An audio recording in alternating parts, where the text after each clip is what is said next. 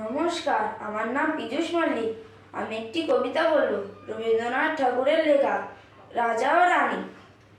এক যে ছিল রাজা, সেদিন আমায় দিল সাজা। ভোরের রাতে উঠে আমি গিয়েছিলুম ছুটে, দেখতে ডালিম গাছে বনের পিহু কেমন নাচে।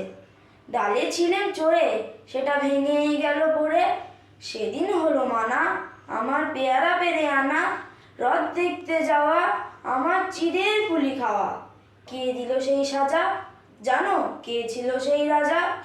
এক যে ছিল রানী, তা আমি তার কথা সব মানি। সাজার খবর পেয়ে আমায় দেখলো কেবল চেয়ে, বললে না তো কিছু, কেবল মুক্তি করে নিচু।